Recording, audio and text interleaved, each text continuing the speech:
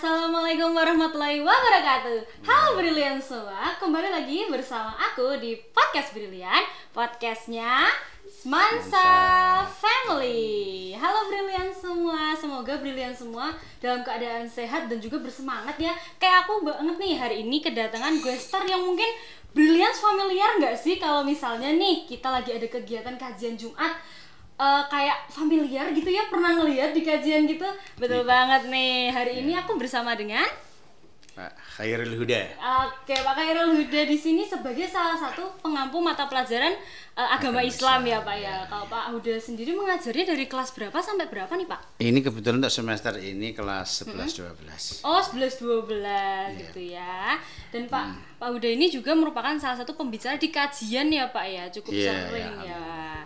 Nah, kali ini aku bersama Pak Huda nih bakal ngobrolin hal-hal yang bakal menambah wawasan kita nih dari sudut pandang guru pendidikan agama Islam dan juga budi pekerti. Nah, Pak Huda sendiri tahu kan kalau sekarang keadaannya itu kenakalan remaja merupakan isu yang sangat memprihatinkan gitu ya Pak ya. Banyak sekali remaja yang mengalami atau bahkan terlibat dalam kenakalan remaja tersebut. Nah, kira-kira saya penasaran nih Pak, gimana sudut pandang Pak Huda dalam melihat fenomena adanya kenakalan remaja ini Pak? Silakan Pak.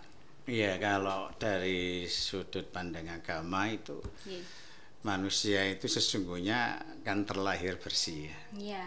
Terlahir bersih. Kemudian tergantung dari kemudian cara orang tua mengolah ya bagaimana anak itu akan ditulisi dengan tinta apa, itu bergantung kepada didikan orang tua. Sehingga nanti kalau didikannya positif ya insya Allah keluarnya positif ya.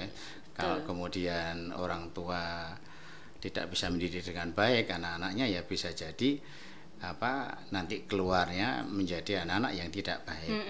Tetapi sekali lagi ini bukan satu kemutlakan ya, karena perilaku baik dan buruk itu sesuatu yang alami ada dalam setiap manusia begitu. Sehingga perlu diolah begitu saja ibaratnya begitu. Berarti peran orang tua itu memang sangat penting ya Pak dalam menentukan kepribadian dan juga tingkah laku serta perilaku dari anak tersebut. Nah, menurut Pak Huda sendiri nih, kira-kira mengapa Pak seorang remaja itu bisa terlibat dalam kenakalan remaja selain peran orang tua yang mungkin belum terlalu berperan dalam menemani perkembangan anak tersebut gitu Pak? Ya, sesungguhnya banyak faktor ya. Nah, faktor-faktor ini ada faktor eksternal, faktor internal. Ada, kalau menurut psikolog itu ada yang berpendapat ada semacam pencarian identitas diri yang tidak ditemukan secara pas mungkin begitu ya.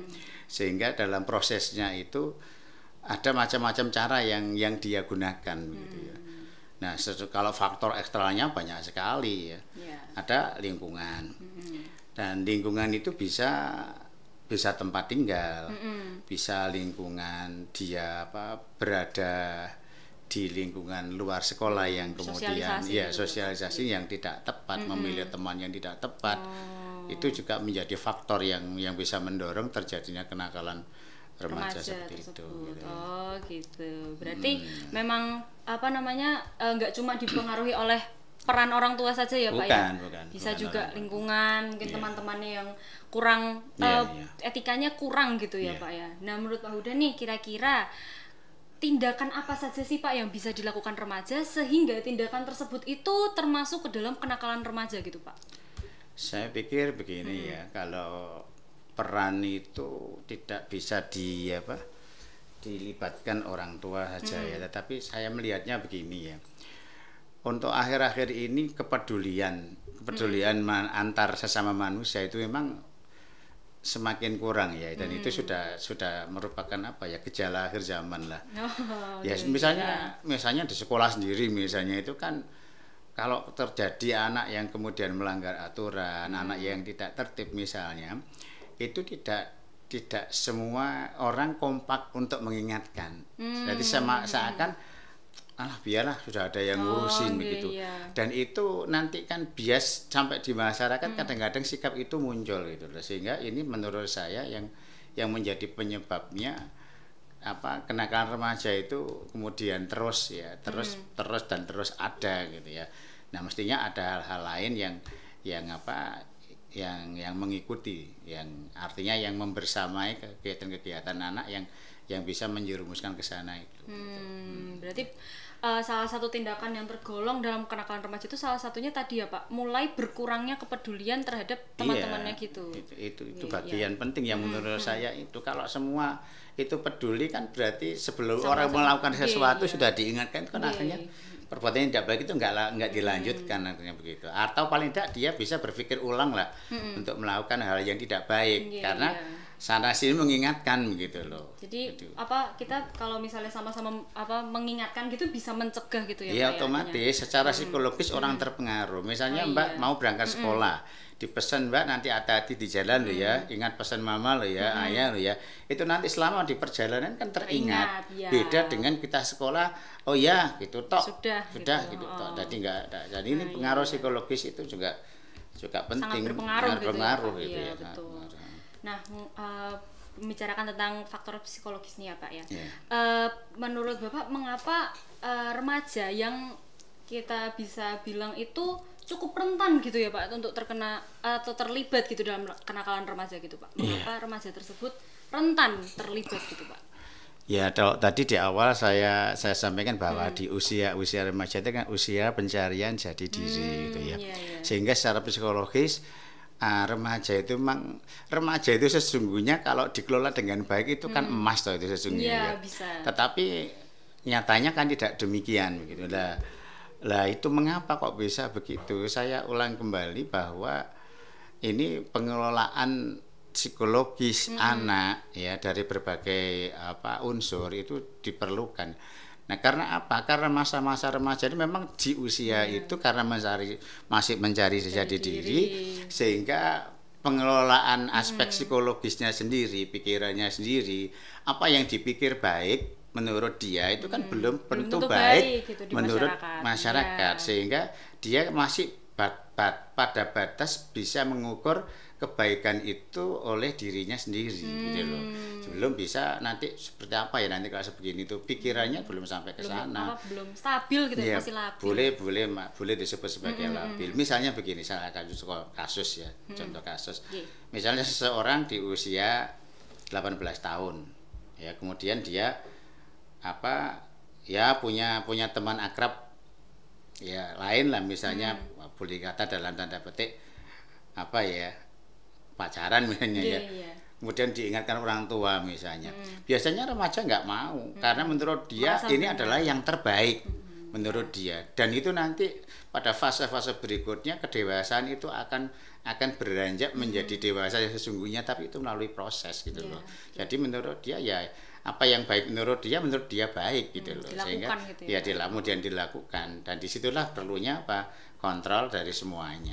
Berarti nggak hanya orang tua saja ya Pak ya. Iya betul. Sebagai tenaga pendidik di sekolah ini kita juga harus bersama-sama gitu ya Pak ya dalam mencegah adanya kenakalan remaja gitu. Berarti memang peran orang-orang di sekitar tuh nggak cuma orang tua saja ya Pak ya. Bukan. Itu sangat berperan sekali. Nah kalau di sini ya semua saya katakan tadi ya guru apapun dan siapapun. Dan teman dimanapun itu tetap mengambil peran. Kalau dalam konsep agama itu siapa yang melihat ketidakbaikan, kemungkaran itu kan harus diingatkan harus dirubah dengan cara dia. Kalau itu penguasa kekuasaannya, kalau kita antar teman ya dengan lisan kita, mulut kita gitu ya. Tergantung gitu ya. Tapi sekali lagi ini perlu kepedulian bersama. Kuncinya di situ. Berarti tapi diperlukan juga lisan dan juga pemilihan kata yang tepat ya Pak ya untuk mengingatkan anak tersebut. Malah nanti kalau kita salah ngomong bisa-bisa dia meledak dan malah menyalahkan siapa saja gitu Pak. Iya, otomatis ya. Itu kalau dalam agama kan sudah diatur semuanya ya bahwa kalau mengingatkan itu ya tentunya dengan bahasa-bahasa yang tidak menimbulkan efek negatif, tidak menyinggung itu kan bahasa sekarang tidak menyinggung bahasa agama itu ya pokoknya yang dengan akhlak yang baik lah gitu ya di kalimat-kalimat thayyibah kalimat yang baik yang bisa menyejukkan hatinya menyadarkan bukan malah menjadi menyakiti. Iya gitu. Oke berarti setelah orang-orang di sekitarnya, mungkin teman-temannya juga berperan, orang tuanya berperan, berarti lingkungan sekolah itu juga ikut berperan kan Pak? Iya. Dalam menangani atau bahkan mencegah nih. Iya. Berarti kira-kira nih menurut Pak Huda sendiri, bagaimana tindakan sekolah yang bisa dilakukan gitu Pak untuk menangani bahkan mungkin mencegah dari kenakalan remaja yang sedang marak terjadi ini Pak? Jadi begini, kalau tadi saya sebutkan bahwa ini perlu peran semuanya.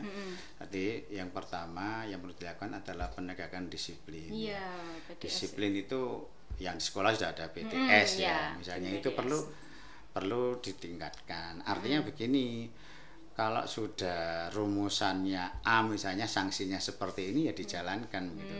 Nah kadang-kadang anak itu atau guru misalnya kalau mau mengingatkan terlalu gitu ya ada sifat bosannya, ada nanti takut dianggap ini pembulian dan lain sebagainya karena aturannya sekarang agak seperti ketat itu ya, agak ketat seperti itu, sehingga perlu diperlukan cara-cara yang saya kira yang efektif, yang humanis gitu ya untuk bisa itu. Tetapi yang perlu yang kedua tadi kan kedisiplinan ya sekali lagi kedisiplinan, kemudian kebersamaan ya. Jadi jangan sampai di sekolah itu nanti penegakan disiplin itu dilakukan oleh tim saja. Misalnya begini, salah satu kasus yang banyak terjadi itu misalnya ketika pakai baju pramuka, terus anak tidak pakai hasduk. Betul. Yang tim dari pembina pramuka mengingatkan, tapi guru lain tidak mengingatkan.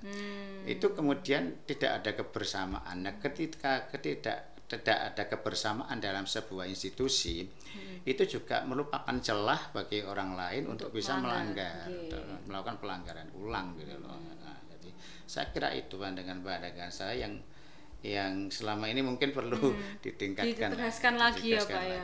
Karena memang kalau misalnya hanya satu orang atau satu tim saja yang mengingatkan itu menurut saya masih kurang sih Pak. Apalagi kalau misalnya si anak itu nggak apa-apa sama guru ini, nggak apa-apa sama bapak ini, nggak apa-apa katanya, padahal hal tersebut nggak boleh dilakukan gitu. Nah kalau sekarang itu kan sesungguhnya ada kesepakatan sekolah, ada kesepakatan sekolah, ada kesepakatan kelas. Kan gitu. Nah saya kira ada hal-hal yang sifatnya urgent ini yang belum tersampaikan secara keseluruhan ya, atau bahkan tertulis yang bisa dipahami oleh semua siswa dan oleh semua ini ya bapak guru, karyawan dan lain sebagainya, kaitannya dengan kesepakatan sekolah itu. Misalnya begini, salah satu contoh kalau anak izin keluar sekolah itu kan ada poin yang mungkin tertulis atau belum tertulis ya. Itu kan anak harus dijemput orang tuanya. Tetapi ini kadang-kadang oleh guru yang satu dengan yang lain tuh disikapi berbeda, sehingga ini kesepakatan sekolah itu ya harus harus tegas dipahami bersama-sama dan dilaksanakan secara tegas gitu ya, dan sepaham juga ya Pak ya. Yang pertama adalah kesepahaman bersama dulu gitu ya. Jadi yang gurunya ya paham, muridnya paham. Kalau dipahami oleh semuanya, saya kira anak-anak kalau mau izin keluar, ini contoh kasus lah ya, itu nggak akan berani izin kalau dia paham bahwa kalau belum telepon orang tuanya nggak bakalan dia izin keluar kan gitu. Nah selama ini tidak. Ini contoh kasus yang saya alami misalnya begitu. Berarti kesadaran dari dalam diri juga penting sekali ya Pak dalam menanggulangi kenakalan remaja ini gitu. Jadi kita harus bersama-sama nih teman-teman sebagai peserta didik, pastinya kita juga menginginkan lingkungan yang damai, tentram, dan tidak ada bentrokan dari kenakalan remaja ini. Makanya kita sama-sama harus disiplin dalam menaati tata tertib tersebut. Nah, Pak Huda, kira-kira ada nggak nih pesan atau motivasi nih buat brilliance yang lagi bersamai kita ini untuk menjauhi gitu Pak adanya kenakalan remaja gitu Pak, silahkan. Saya kira yang paling tepat adalah belajar dengan baik, pahami peraturan-peraturan sekolah, mulai dari diri sendiri. Jadi apapun kalau dimulai dari diri sendiri oleh kesadaran yang mendalam dari diri, insya Allah tidak ada rasa berat, rasa kepingin nakal dan lain sebagainya, karena semuanya adalah berangkat dari hati sendiri gitu ya Pak ya. Saya kira itu. Ya, berarti kesadaran diri kita juga harus ditingkatkan lagi nih teman-teman. Kalau misalnya ada guru yang mengingatkan kita, sebaiknya kita itu menurut dengan guru tersebut, karena bisa saja guru-guru itu mengingatkan pasti untuk kebaikan kita bersama ya Pak ya. Otomatis itu. Iya. Nggak ada guru yang menjerumuskan siswa ya nggak mungkin gitu ya. Cuma mungkin ya. dirasa siswa itu salah tangkap gitu nggih Pak ya. Bisa jadi kalau sudah diniati belajar di SMA Negeri 1 aturannya seperti ini ya sudah diikuti saja. Kalau semua itu dijalani dengan baik dari rumah sudah niat, termasuk kedisiplinan berpakaian dan lain sebagainya, itu kan nggak ada perasaan berat. Yang berat itu kan karena sering dilanggar itu aja. Iya, jadinya mendapat peringatan banyak malah. Banyak peringatan barat yang dimarahi sekolah. Padahal sesungguhnya aturannya sudah bagus seperti itu. Iya, berarti kita harus bersama-sama nih teman-teman untuk menciptakan SMA Negeri 1 Sragen yang lebih brilian. Nah, Pak Huda, terima kasih sudah membersamai bersama kami nih di podcast Brilian. Saya jadi dapat banyak sekali wawasan tentang kedisiplinan, kenakalan remaja, dan juga sudut pandang kenakalan remaja menurut tenaga pendidik di SMA Negeri 1 Sragen nih Pak. Terima kasih Pak Huda atas waktunya. Sama-sama. Selamat pagi. Wassalamualaikum warahmatullahi wabarakatuh. Waalaikumsalam warahmatullahi wabarakatuh. Terima kasih.